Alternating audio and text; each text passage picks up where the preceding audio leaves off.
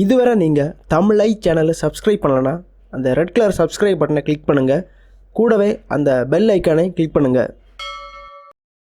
தமிழகத்தில் ரயில் சேவை 1853 தி great southern railway கம்பெனியால் நிறுவப்பட்டது. முதலில் சென்னை ராயபுரத்திலிருந்து ஆற்காடு வரை ரயில் வழித்தடம் அமைக்கப்பட்டு 1856 ரயில் சேவை துவங்கியது. அதன் பிறகு 1874 ஆண்டு கிரேட் பெனின்சுலார் ரயில்வேயால் முதல் முறையாக ரயில் பெட்டிகளில் குளிர்சாதன வசதி அறிமுகம் செய்யப்பட்டது. முதல் மின்சார ரயில் 1925 ஆண்டு பிப்ரவரி 3 பாம்பே விடி மற்றும் குர்லா ரயில் நிலையங்களுக்கு இடையில் மின்சார ரயில் அறிமுகம் செய்யப்பட்டது. கார், மோட்டார் சைக்கிள், விமானங்கள், பேருந்துகள் என பல போக்குவரத்து வசதிகள் இருந்தாலும் பெரும்பாலான இந்தியர்களுக்கு முதன்மையான போக்குவரத்து என்றால் இன்றும் ரயில் போக்குவரத்து தான். தினமும் லட்சக்கணக்கான பயணிகள் தங்களது தேவைகளுக்காக ரயில்வே போக்குவரத்தை பயன்படுத்தி வருகிறார்கள். நீண்ட தூர ரயில் பயணங்களை மேற்கொள்பவர்கள் தொடர்ந்து அதிகரித்து கொண்டே வருகிறார்கள். தொடர் வண்டிகளின் பயன்பாடு குறித்த பலரும் பலது அறிந்திருந்தாலும் ரயில்வே செயல்பாடுகளில் பின்பற்றப்படும் ஒரு சில விஷயங்கள் இன்றும் நம்மை வியப்பிற்கு உள்ளாக்குகின்றன.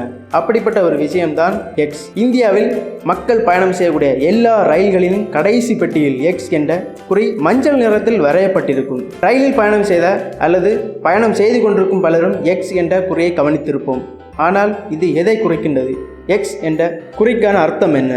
எக்ஸ் என்பதற்கான அர்த்தம் என்ன என்ற சிந்தனை ஒரு சிலருக்கு தான் அன்று தோன்றியிருக்கும். இதற்கான அர்த்தம், ஒரு ரயில் முழுமையடைந்த நிலையில் உள்ளது, அதில் எந்த பழுதோ அல்லது பிரச்சனையோ இல்லை என்பதை குறிக்க எக்ஸ் என்ற குறி பயன்படுத்தப்படுகிறது. என்ஜின் தொடங்கி ரயிலின் எல்லா பெட்டிகள் மற்றும் அதனுடைய இயக்கத்திறனை ஆராய்ந்த பிறகு எக்ஸ் என்ற குறி ரயிலின் கடைசி பெட்டியில் வரையப்படுகிறது. மேலும் ரயில்களின் இடைப்பட்ட பெட்டிகள் மற்றும் அதன் இணைப்புகளில் எந்த விதமான பழுதோ பிரச்சனையோ இல்லை என்பதை எக்ஸ் குறி குறிக்கிறது.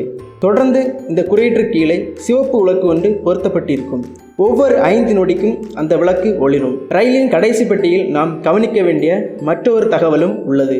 அதுதான் எல்வி என்ற ஆங்கில வார்த்தைகளை தாங்கியுள்ள பலகை.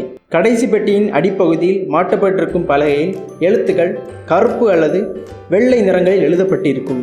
ஒரு ரயில் பாதுகாப்பாக உள்ளது என்பதை துறை சம்பந்தப்பட்ட பணியாளர்கள் மற்றும் அதிகாரிகள் தெரிந்து கொள்ளவே எல்வி என்ற எழுத்துக்களை தாங்கிய பலகைகள் மாட்டப்படுகின்றன. ஒருவேளை இந்த பலகை ரயிலின் கடைசி பெட்டியில் காணப்படவில்லை என்றால் ரயில் பெட்டிகள் கலந்து இருப்பதை ரயில் நிலைய அதிகாரிகள் மற்றும் பணியாளர்கள் எளிதில் கண்டறிய முடியும்.